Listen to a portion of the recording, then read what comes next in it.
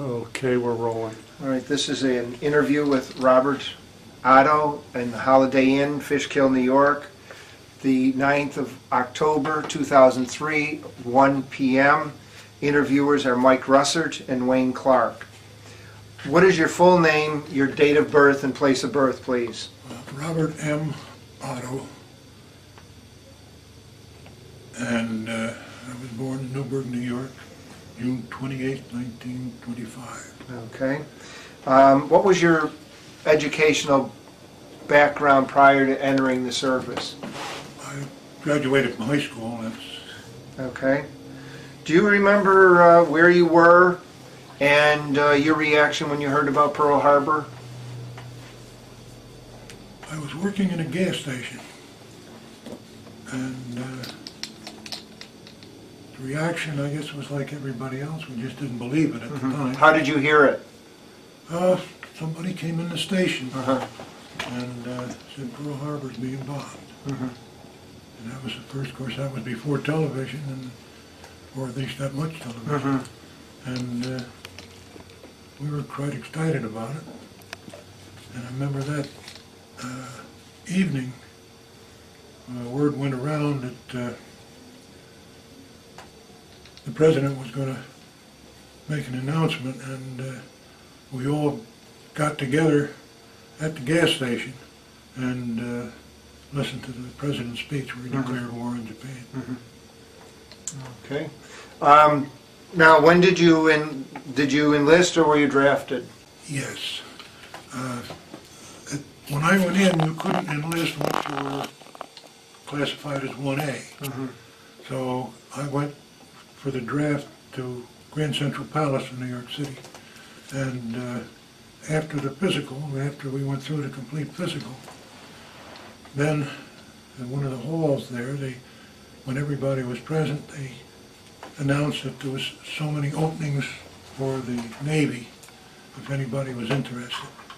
And then after they got the fellows for the Navy, they announced that there was so many openings for the Marine Corps, which I stepped forward and volunteered.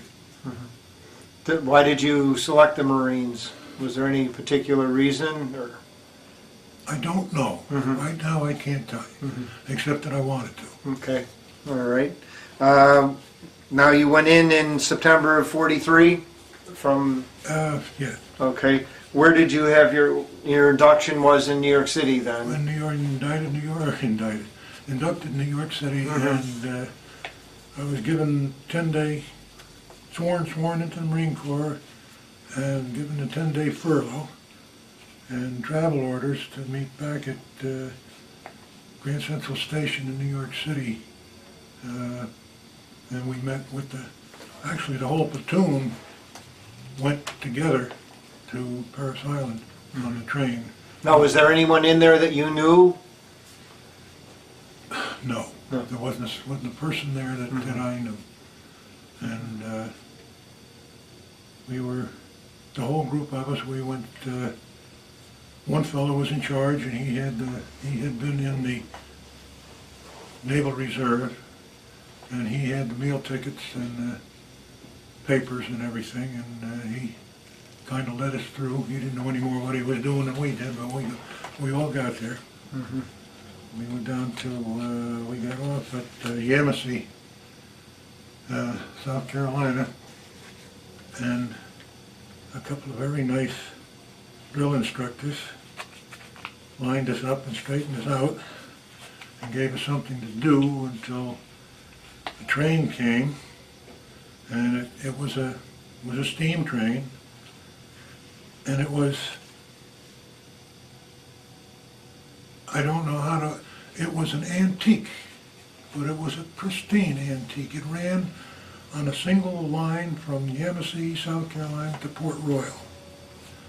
And the Pullman coaches were with the red plush seats, and they were just like the day they came out of the factory. I've never seen anything like it.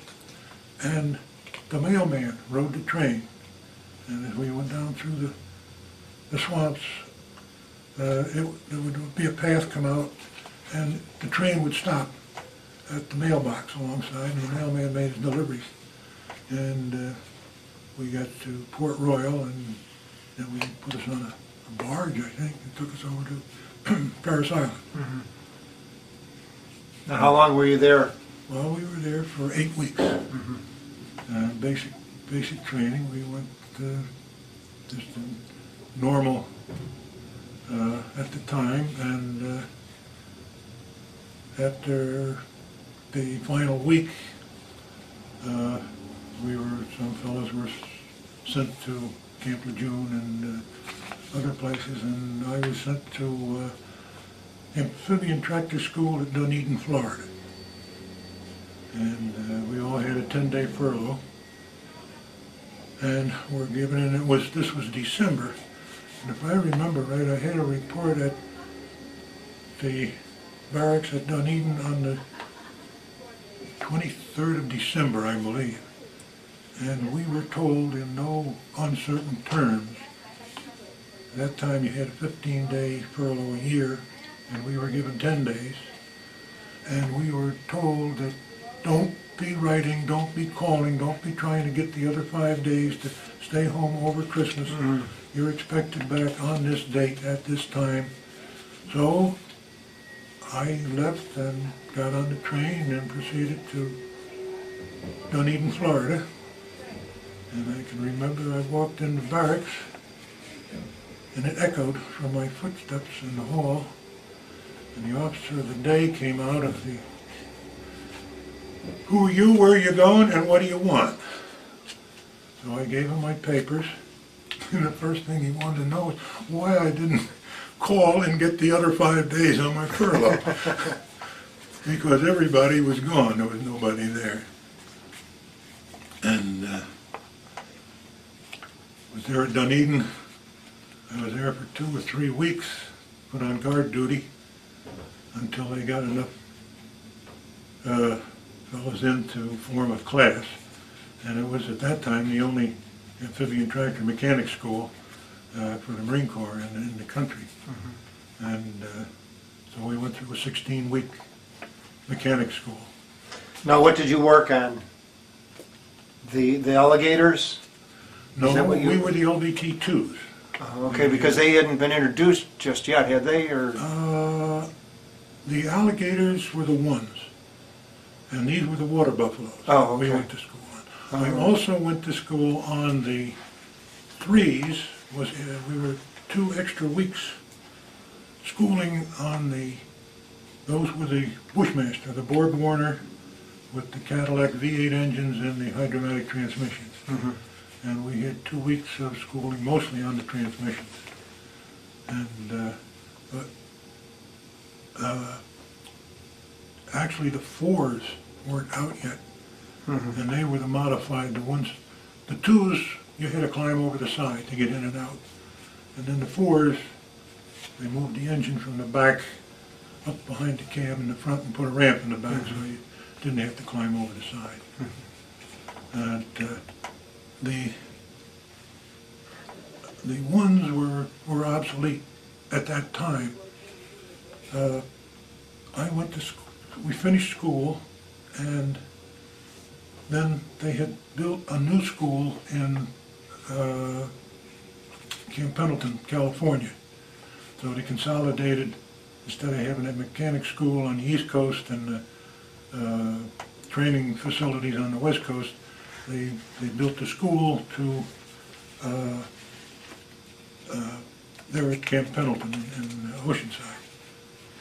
So when they closed the base at Dunedin, I'm not sure if I was on the last train or next to the last train that left for California. And when we arrived in California, we were assigned to the boat base at Camp Pendleton at Oceanside. And I don't know if the boat basin is still called that, but that was the portion of Camp Pendleton that lay between the West Coast Highway and the Pacific Ocean. And so we got there and we were assigned to the maintenance ramp. And I had made PFC out of boot camp. And when I graduated from school at Dunedin, I made corporal. So being a corporal, I was assigned as a crew chief. And I had two other mechanics, and they had a maintenance ramp for the LVT-2s. And as I remember, the 3rd Armored Amphibian Tractor Battalion was in training there at that time. Mm-hmm. And but there was a huge LVT parking area by the ramp, and there must have been at least 100 of the LVT-1s that were there on the field at the time. And one of the fellows that was a mechanic in my class had been on Guadalcanal, and he had worked with the 1s, and they sent him back to go through the school on the 2s. Now, they use those in Guadalcanal? Yes. Because I know some of the Marines that were early landed on Higgins boats. Yeah, well, they used Higgins boats. They used Higgins boats on Peleliu, too. Did they? And they had LVT-2s and they had LVT-1s. Now, I don't know if they had any 2s on the canal or not, but they had them shortly after that.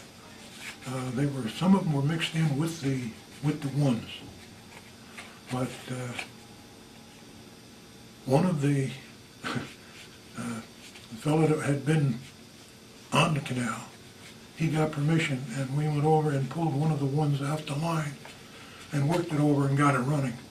So they had one to play with there on the beach.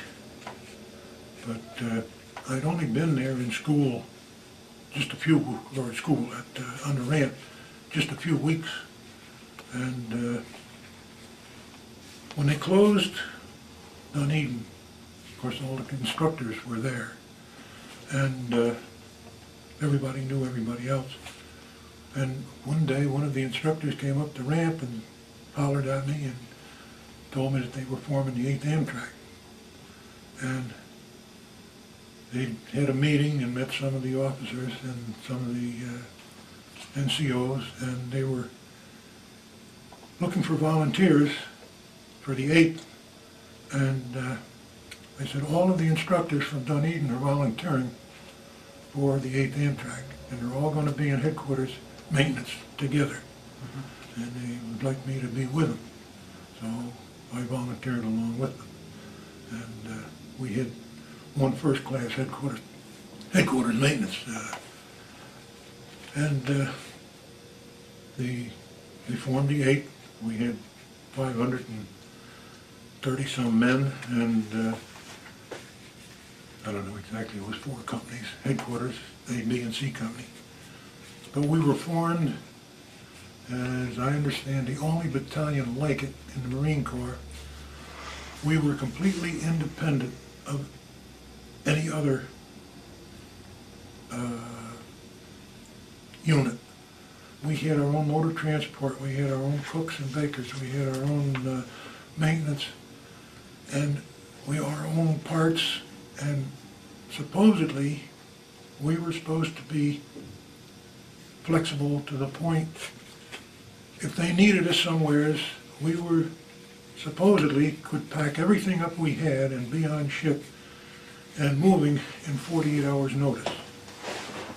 And all we needed was supplies. And we weren't dependent on anybody else. However, we never got moved. We had all of our own equipment, and then later on they moved in a naval, they called it E9A unit. It was 9 separate maintenance units. They were manned by naval personnel. There was a chief petty officer in charge, and they had 9 units.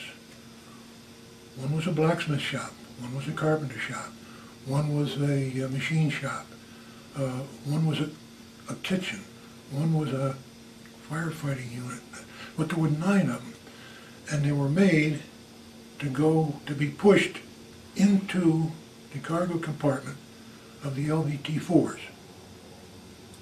They were on skids, sides all folded down. They had their own generators. Each unit was independent on its own. And they had a cable hooked onto it, supposedly. They'd pick out a spot, anchor the cable, and we'd drag the Amtrac out from under it.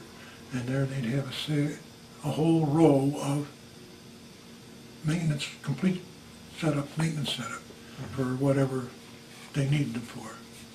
Just to my knowledge, they were never used.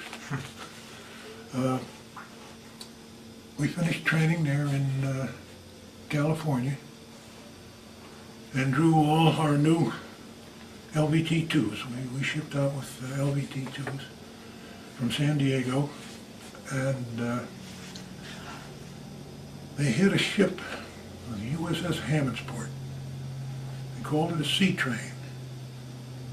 And I've heard that it was a concrete ship. I'm not sure. It was supposedly made out of concrete. And it was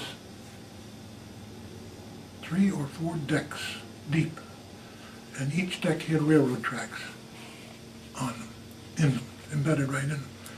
So that they could move boxcars or locomotives or trains across the ocean or wherever. And I mean, this wasn't a new ship. This was something that had been in service for years and years.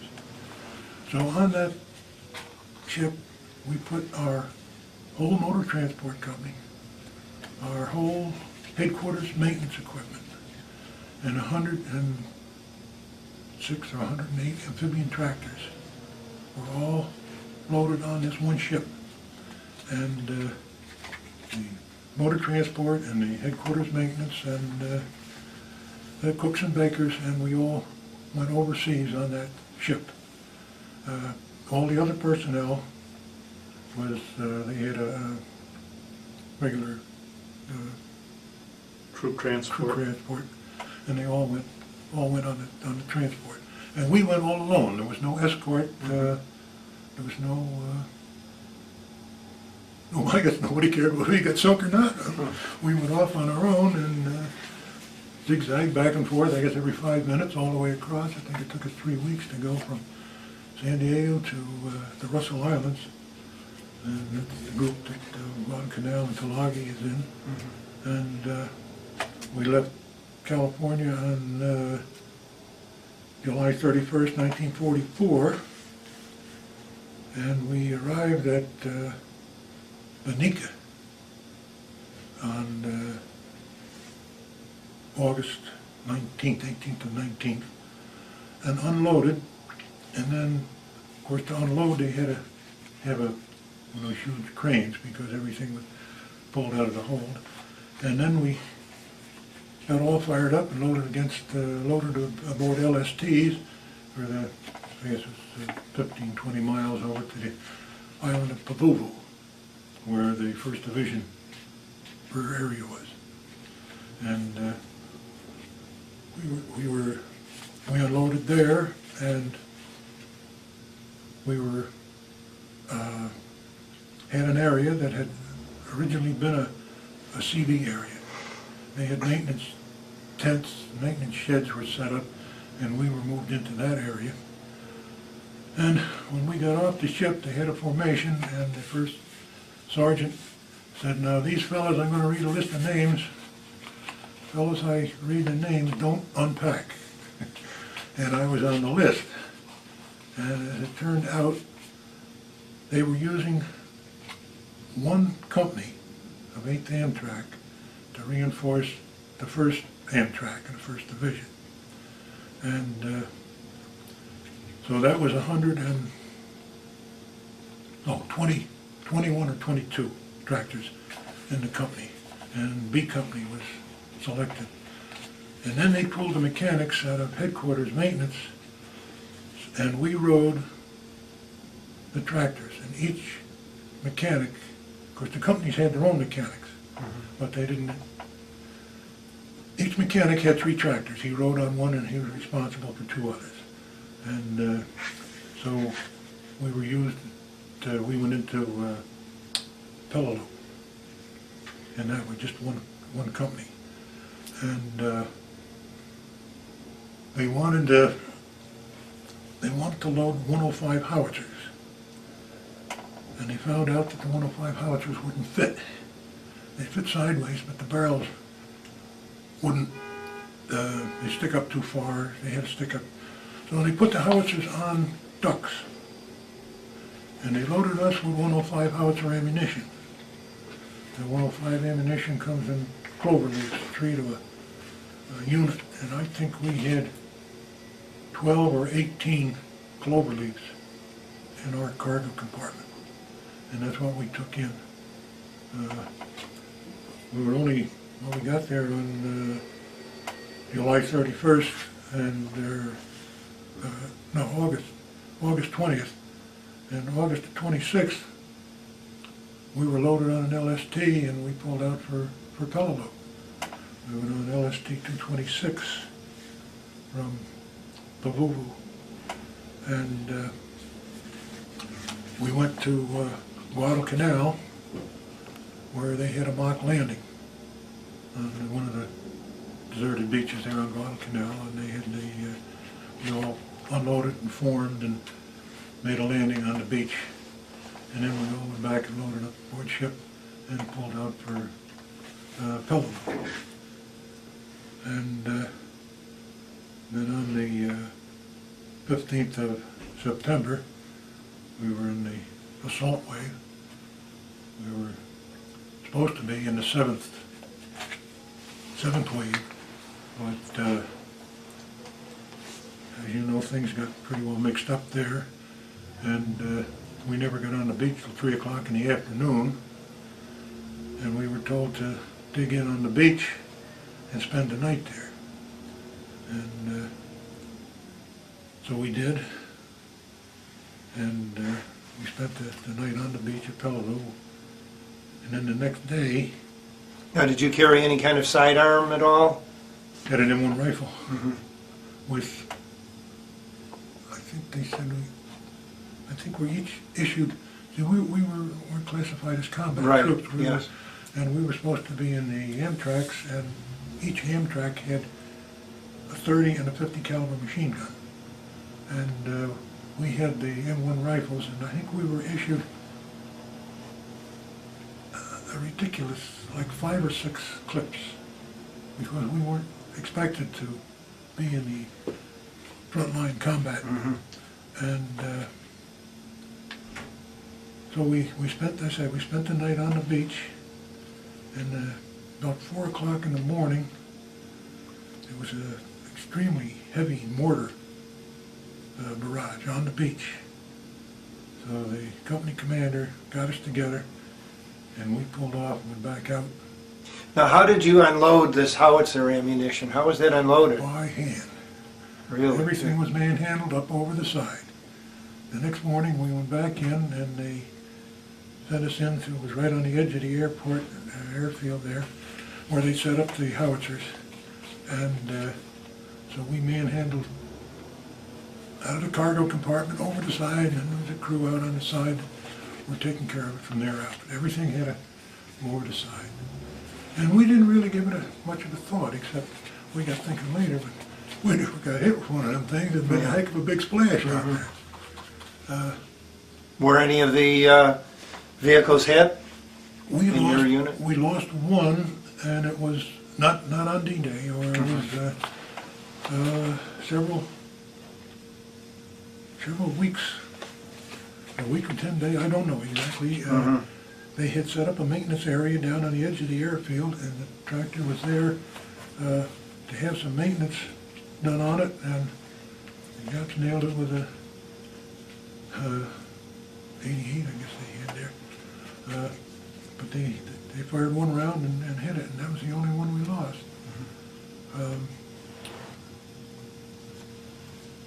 We were used for, soon as we got the ammunition unloaded and went back, and then we just went back and forth over the reef bringing in supplies and taking out wounded, whatever we were needed to do, that's what we did. And we stayed right with it up until sometimes we brought in ammunition, sometimes we brought in food. One time we brought in barrels of water. And I'll tell you, water weighs more than anything I've ever, 55-gallon drum of water outweighs a drum of gasoline. Two guys could take a drum of gasoline or a drum of oil and lift it up over the side. Mhm. Two guys could not lift a drum of water out of the cargo compartment on an LVT. We were kind of, once the things got moved back in, they got trucks and things moving, we were kind of out of the action. And they come down and they asked for volunteers, and a bunch of our fellows volunteered for stretcher bearers. They were working between the front lines and the beach, bringing casualties out. We stayed there till the island was secured, and left there on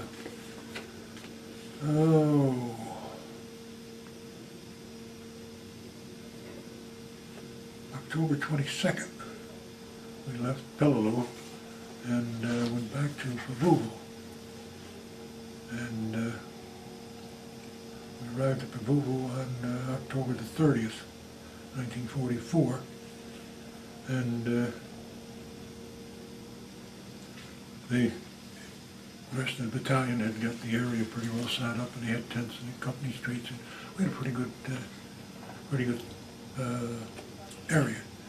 The Amtracs with those cups on the tracks, the grousers for propelling through the water, we could tear up roads faster than they could build them. So we were on the island of Pavuvu, which is a coral atoll, U-shaped, and the 1st Division was on one side, and we were on the other. They didn't want us anywhere near them because as soon as we went down the road, we just tore out chunks of sand and coral or whatever was there. So we had our own little area. It was a nice area. It was, and it had been a coconut plantation for the Palm Peak Corporation, British subsidiary of Palm Peak Corporation. And it was just rows and rows and rows of coconut trees. And on the far side of where we were, there was the plantation house and the warehouses and the boat docks and everything that they used for the coconut. There were warehouses full of, I don't know what they, copra from the husk of the coconut. That was about all that was there at that time. The British that had been there and the equipment that they had, when they were notified to leave, they had trucks and tractors and generators, and I never saw anything like it. They sat down evidently with a toolbox, and they took everything apart. They took the carburetor off of the engine, took all the screws out of the carburetor, took all the parts out of the carburetor, and dropped them in a pile right there on the ground. Then they would take the head off, and they would take the valve springs and the valves and the valve keepers, and they'd all be in a pile right there on the ground. And then they'd take the pistons and the piston rings, and they would all be together right there. Everything they took apart, the generators, the trucks, everything laid right there when the guy sat and took it apart. Was that so the Japanese wouldn't get their hands So on the it? Japanese couldn't use it. One of our fellows went up there and sat down and put together a Model A Ford engine with every nut, bolt, and screw, went back into it, and it ran. In fact, he made a little boat and used to chug around the island with it.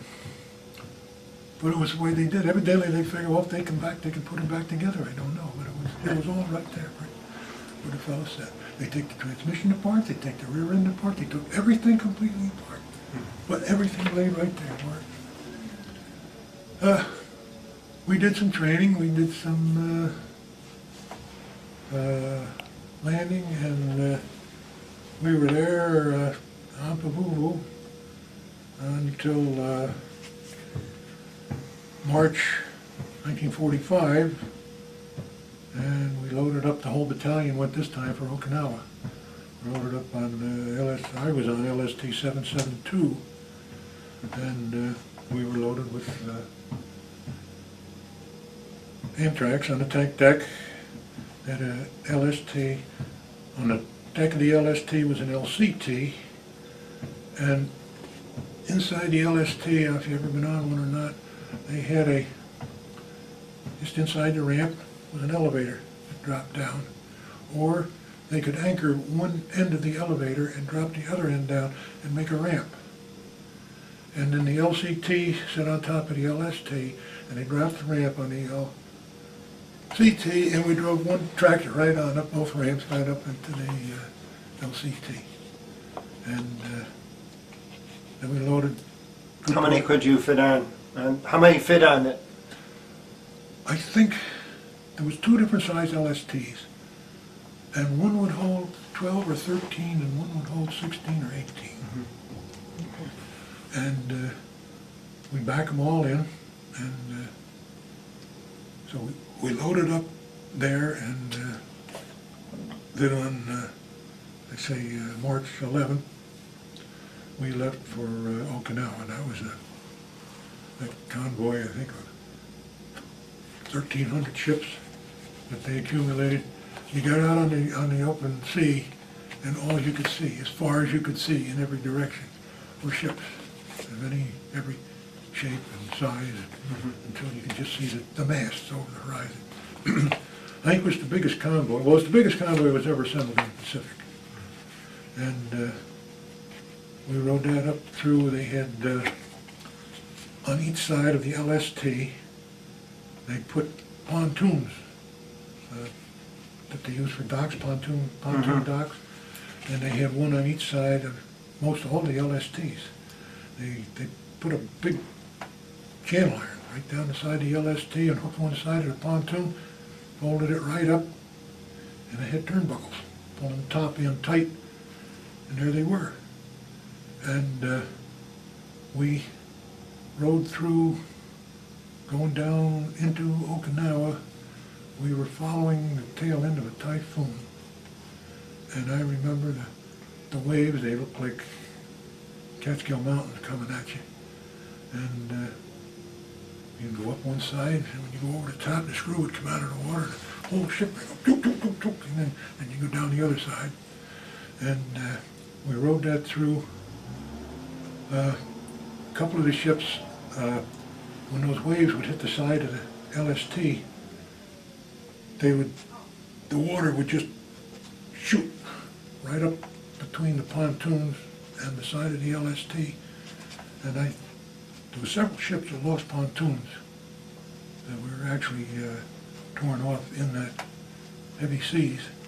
And then of course they'd have to throw the one off the other side, and I guess they shot at them with 40 millimeter to sink them so that they wouldn't cause any problem.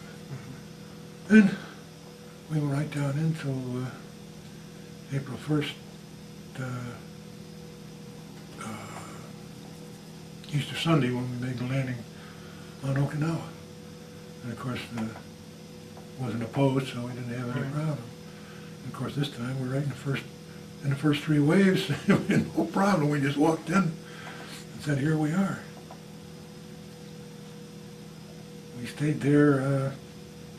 Some of the fellas, one company, I think, of Amtracs, was pulled out for the landing on Aishima, which was a small island off Okinawa. I think that was the last invasion of World War Now, II. what did you take in on when you went into Okinawa? Okinawa, we went in as headquarters maintenance. We went in with spare parts, and we didn't. We were there strictly for maintenance. Okay.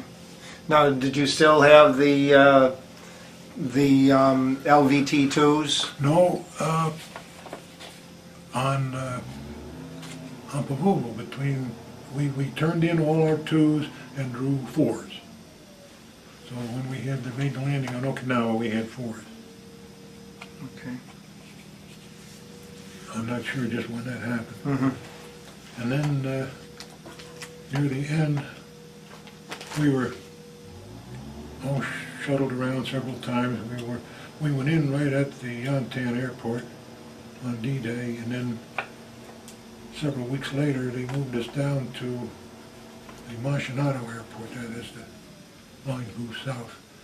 And we were used for headquarters company. We were strictly maintenance, but the other companies are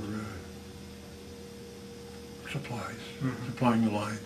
And we were maintaining they were doing field maintenance, and we were doing the major changing motors and transmissions. And so we worked through that until see, I was never in that much actual combat. We were in combat zones. Sometimes we'd hear bullets going by. Sometimes we'd have to be real careful, but we were never. Some of the fellows that volunteered on Peleliu for stretcher work, some of them were wounded. They had quite some experiences there.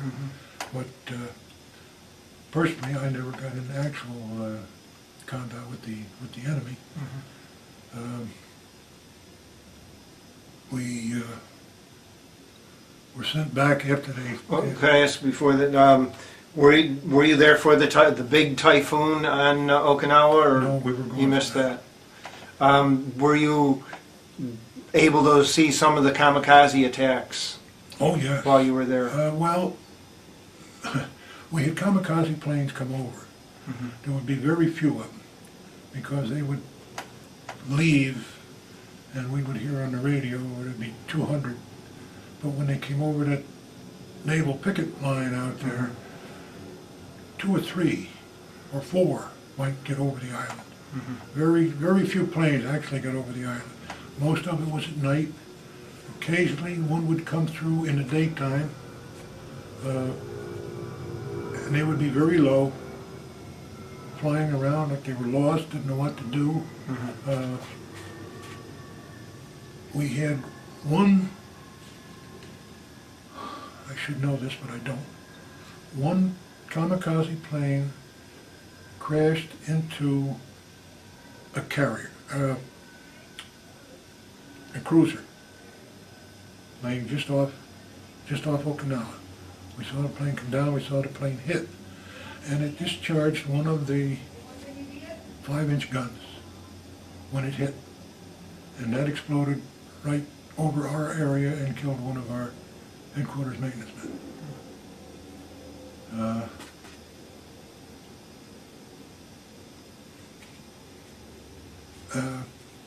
As I say, the actual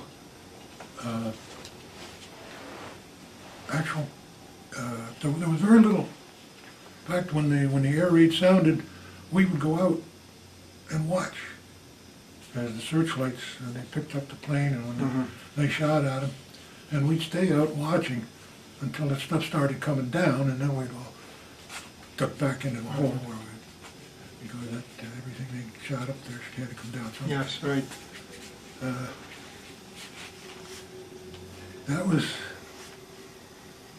I say, all this time we had our own cooks and bakers and maintenance and headquarters, and we were pulled out there at one time. The reef on Okinawa, down near the Mashinado airfield, was the nicest, hardest, smoothest, flattest coral you ever want to see. And at high tide, they would run LCTs in till they grounded on the reef. And then at low tide, the water wouldn't be within 100 yards behind them. And they'd drive trucks right out. In fact, the Seabees went out and blasted some holes and put some poles up and had some lights out there. We had almost a regular street. And we got volunteers for stevedore duty, unloading the LCTs into the trucks. We worked at that for a while. And then they shipped us all up north, way up the north end of the island. Again, they had no use for us, and they didn't want us around because if we moved, we tore things up. We were death on roads, and wires or anything else we ran over. So they sent us all up to the north end of the island. It was just off, there was a island for lepers up there. And we were, it was right out there in the bay, right from where our area was. And we were there for a short time, and we got word to turn all of our Amtrac maintenance equipment in.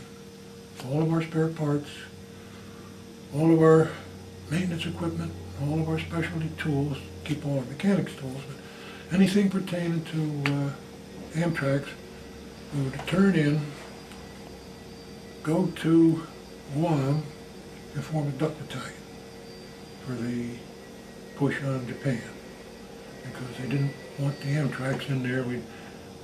We were fine to get them in, but they didn't have the reefs. They didn't need us for reefs, and if we got in on shore, we'd just tear the roads up. And so we were to form a duck battalion. We turned everything, but we kept all our motor transport, all our cooks, everything else we kept. And on, let's see, on the 9th of September, is it September? Yeah, 8. August. I think it was August when they dropped the bombs. Yeah, August the 9th. And we loaded aboard LST 809 that day. And we were to leave the next morning for Guam. And that's the night that they announced that they would surrender if they could keep the Emperor. And every gun in the Navy went crazy. The 20 millimeters, they were just sweeping back and forth across the 40 millimeters, the same way. Every ship that was out there in the bay off Okinawa that night let loose with everything that would go boom. And some of that stuff come back down. Some guys got hurt too. I imagine. But that was quite a sight. The next day, we left for Guam, and it was the only time the captain issued every man on ship a can of beer for the celebration for the end of the war. And we went to Guam. You got a 500-man battalion with no equipment. They pulled the motor transport out as a unit. I think they went to Tientsin, China.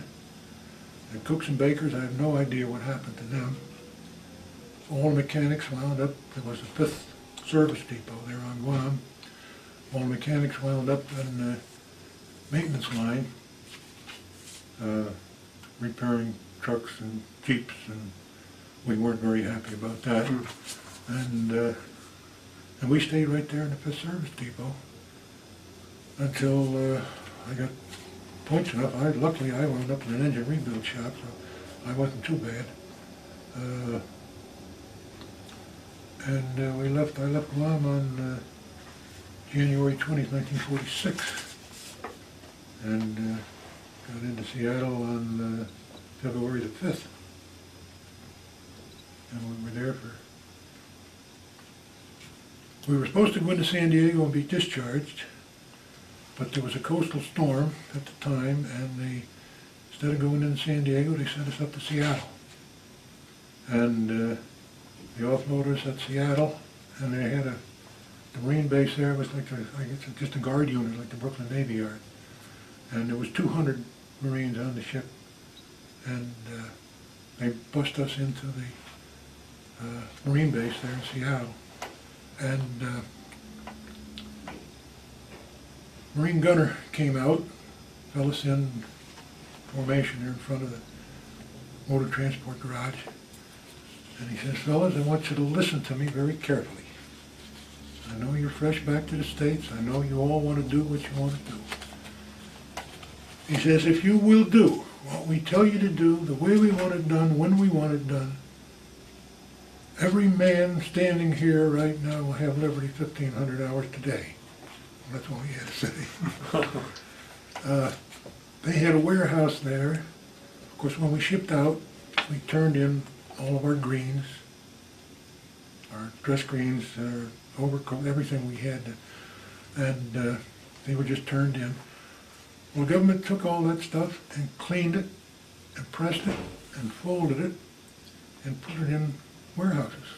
And they had a warehouse there, and they took us up to the warehouse. What size were you? Remember the size were 5L, 3L, 4, or small, medium, large. All right, you go down that row, find yourself a 2 pair of pants, a blouse, whatever, and they had everything was separated by size, sorted and stacked in bins, and you just went down to a bin, and I remember my blouse size was 5L, and I started pulling out 5L blouses. All the insignias and everything had been taken off of them. But they couldn't find, it was me and one other fella. I was 6'6", I weighed 200 pounds. And there was one other fellow about the same size. And they could not find a blouse for us. We found pants, we found everything else. No blouse. So they called us in and they gave us a special Liberty pass with field jackets for that night. We got stopped by every MP, short patrol that came by, tell us we were out of uniform. The guard at the gate wouldn't let us off the base because we were out of uniform. We had a special written pass by the officer of the day. And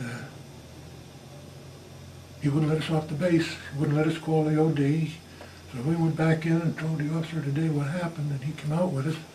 As far as I know, that fella's still emptying trash cans out there somewhere. But and we were there in Seattle for, I think, 3 days, and they put us on a train and shipped us to Great Lakes training base in Chicago. And then we caused a stir there, because we got there on, January, it was right after New Year's, and everybody was off on furlough. There was nobody there to process us. The barracks were all nailed shut, they'd been fumigated. We had to break open the barracks. They had no linen. They had to come up with linen. They fed us 3 meals a day, box lunches. They had a caterer come in 3 times a day and feed us with box lunches. The fellows were all telegraphed to come back. They had to process us, and they weren't too happy about things. And their leave had been cut short. And I think there was 9 stations you had to go through. So the first guy back was the first station you went through. So if the first guy back was station 3, you went to station 3. If the next guy back was station 7, you went to station 7. And this is the way we were processed out there in Chicago. And we were all discharged, and we were given discharges.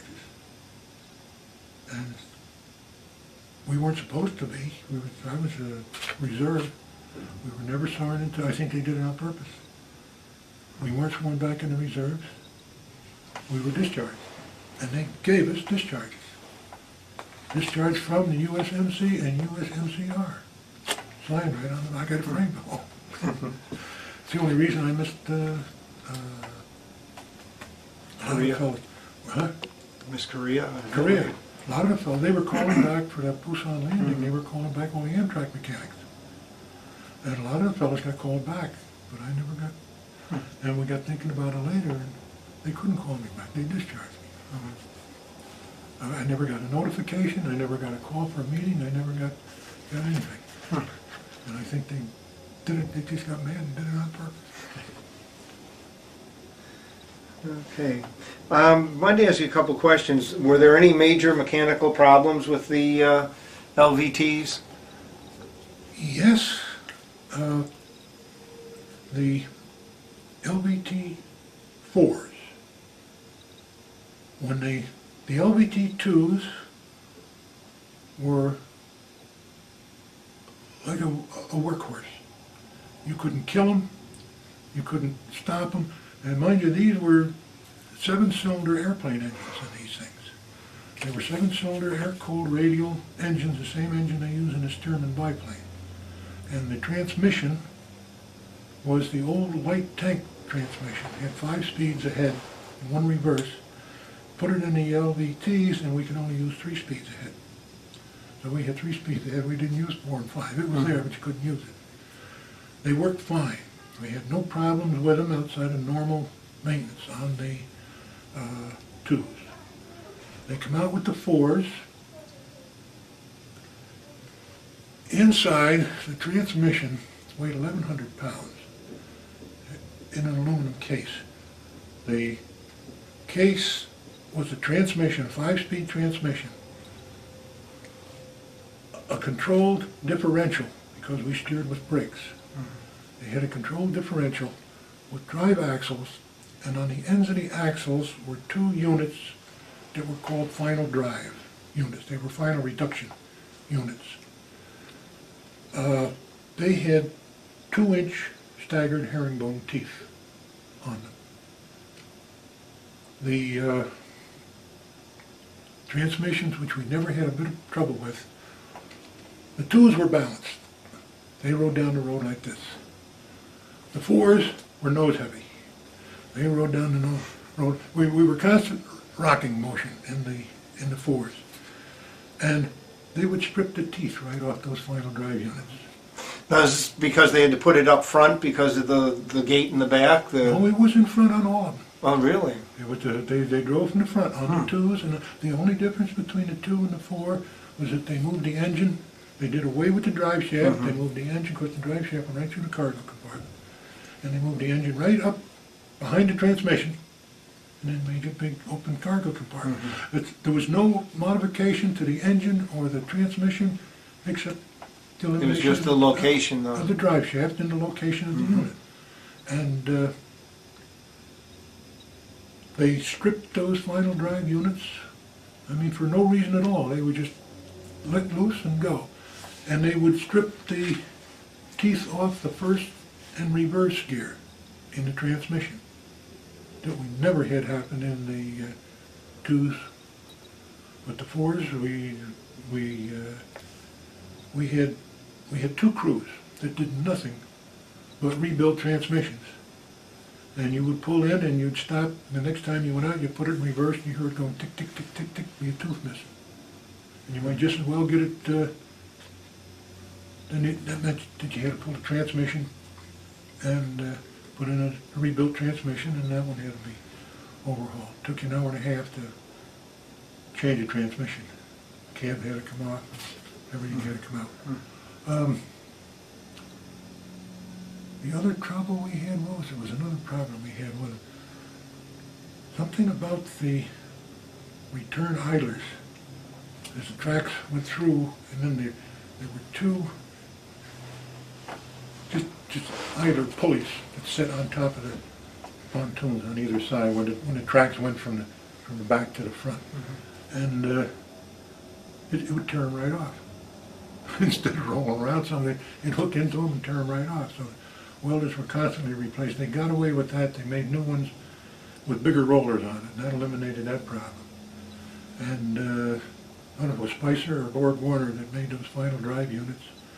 And they overcame that, I think, by putting in bigger and heavier gears. And that more or less eliminated that. But meanwhile, they came out with the 3s. And that made the 4s obsolete. And because we had one old airplane engine in ours driving this thing, they got 2 Cadillac V8s in those 3s. And so then they just, but we never drew any 3s. We never got to play with them. Okay. I had read somewhere once if an LVT stopped in the water, it swamped easily. Was that true? The ducks would. Yeah, I'd read about. I knew the ducks did, but I was wondering. I thought I read somewhere about the LVTs too, but they didn't. We never lost. Okay, I was just curious. I mean, they didn't stop. They didn't stall. I mean, those engines, they ran and ran and ran. We had absolutely no problem with the air-cooled radial engine stuck in there. But as far as swamping, we had a bilge pump. I think it was a 1,000-gallon-a-minute bilge pump. It didn't take much to. There on Okinawa, when they had pushed the Japanese down past the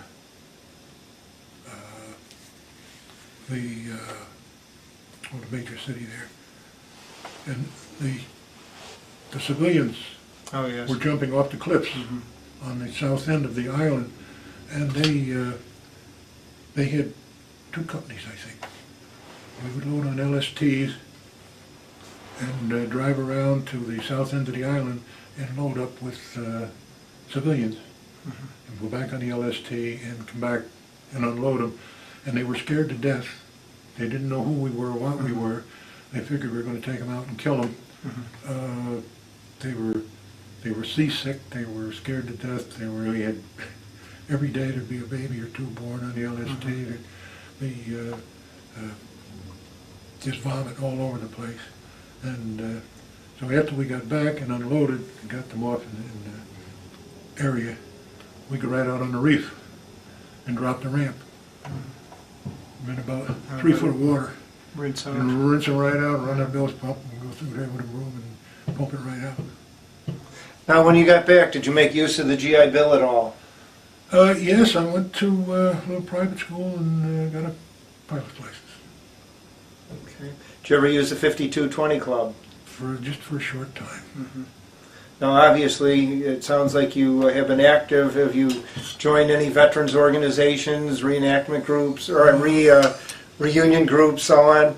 Well, I belonged to the Marine Corps League, and I first belonged to the 1st Marine Division Association, and our 8th Amtrac, we were never discharged. We never had a ceremony. We were just brought in and assigned, and the outfit was just broken up. We had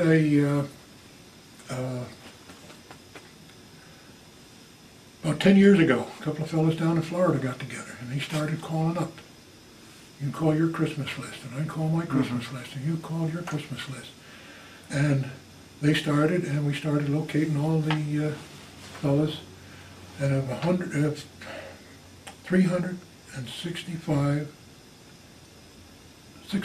655 men that were originally assigned to the 8th Amtrac.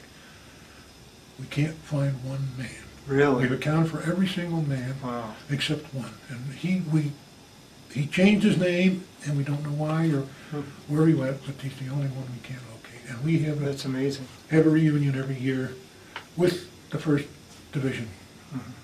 We're out to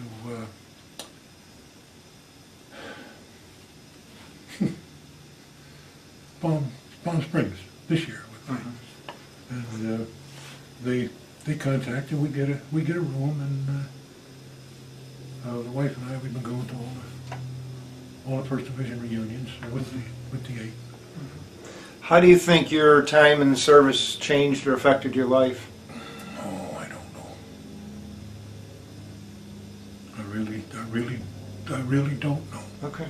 I don't know what I would have been if I hadn't gone in, and I don't know what I would have been, if one way or the other. I was never a gung-ho Marine. Captain Brown, he made me an offer there.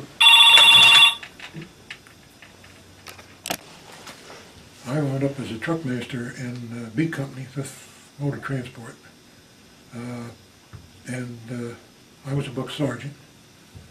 And Captain Brown, when I got my notice, 2-week notice to get ready to go aboard ship, he called me over and he offered me if I would sign over for 6 months, he would see if he could get me a rocket to go with the sergeant.